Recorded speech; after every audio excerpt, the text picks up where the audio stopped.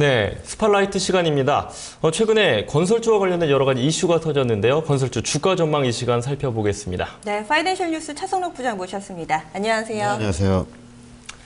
네, 올해 전국의 주택 공급량이 감소한다는 소식이 있는데요. 그렇습니다. 어제 이제 국토해양부가 이제 올해 주택 공급 계획을 확정해서 이제 발표를 했는데요. 국토해양부는 이제 주택 수요가 올해 한 38만 5천 가구 정도로 이제 예상을 하고 있는데, 지방 주택 시장이 이제 조정 국면에 진입을 했고요. 그리고 수도권 미분양 물량 등을 감안해서 지난해 44만 가구의 한 85% 수준인 37만 4천 가구로 이제 확정해서 어제 발표를 했습니다. 이 같은 규모는 주택시장 침체가 심각했던 지난 2011년에 55만 가구, 2012년에 58만 7천 가구의 한 60%에 그치는 그런 수준인데요.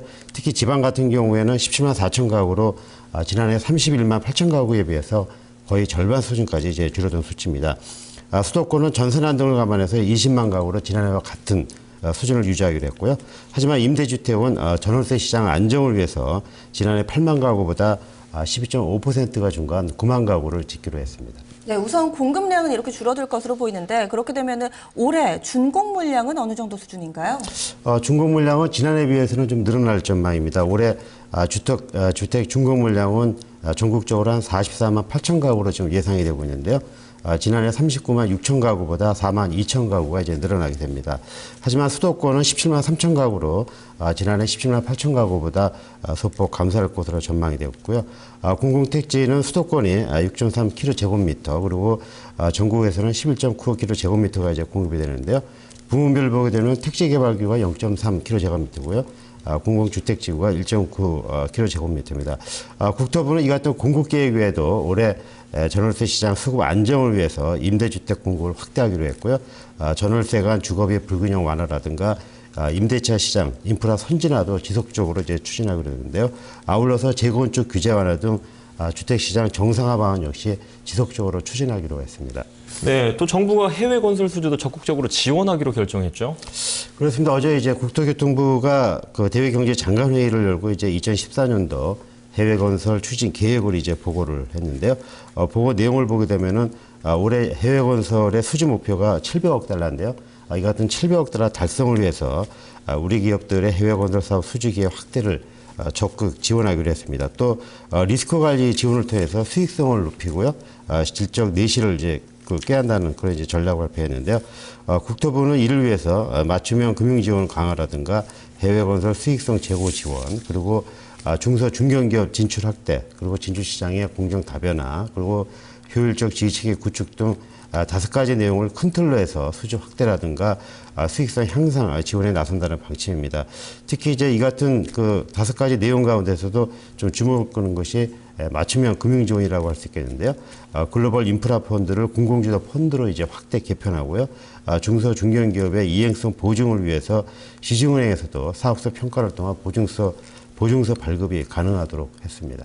네, 그리고 정권이 바뀐 지도 꽤 됐는데 MB 정부 쪽에서 4대강 혹은 대운하 사업과 관련해서 계속해서 좀 잡음이 끊이지 않았잖아요. 얼마 전에 공정위가 이 사업과 관련해서 11개 건설사에 대규모 과징금을 부과했다는데 이것은 어떤 소식인가요?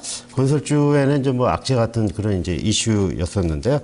경인원화 사업의 그 건설공사 입찰에 담합에 그 관여한 13개 건설사에 대해서 희정명령을 내리고요. 이 중 11개사에 대해서는 991억 원의 이제 과징금을 부과한다 이제 어제 발표를 했습니다. 특히 이제 법 위반 정도가 큰 9개 건설사, 뭐 대우건설이라든가 대림산업, 현대건설, 삼성물산, GS건설 이런 9개 그 건설사에 대해서는 검찰에 고발을 하고요. 전 현재 임원 5명도 별도로 이제 고발을 하게 됐습니다. 과징금을 이제 건설사별로 보게 되면은 대우건설의 164억 원으로 가장 이제 많았고요.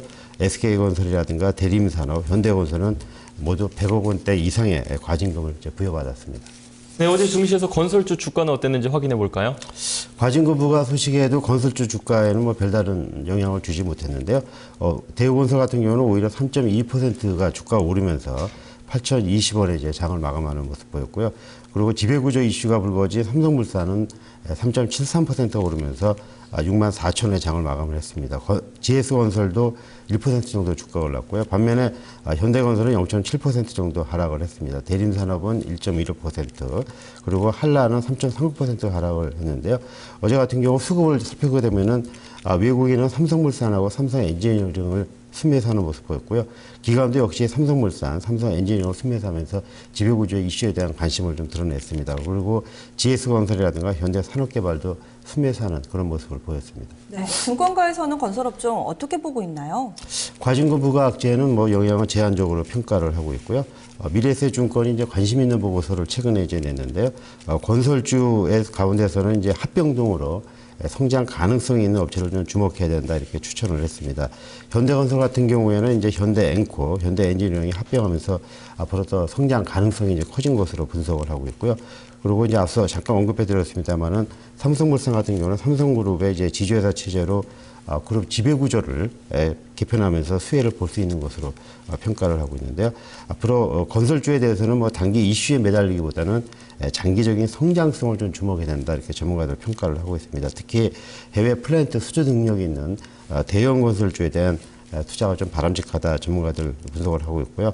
하지만 최근에 이제 주택 시장이 살아날 것이라 기대감에 건설주들이 좀 많이 올랐기 때문에 주택 시장이 주춤하면은 주가도 좀 떨어질 수 있기 때문에 이런 부분은 좀 고려해야 된다. 전문가들 조언을 하고 있습니다. 네, 부장님 오늘 말씀 고맙습니다. 네, 오늘 스팟라이트 시간에는 건설주 다뤄봤습니다. 최근에 약간 좀 올랐습니다. 하지만 아직까지 업황이 확실히 돌아섰다라는 확신을 하기는 이르다. 보수적인 관점의 의견이 더 많았습니다.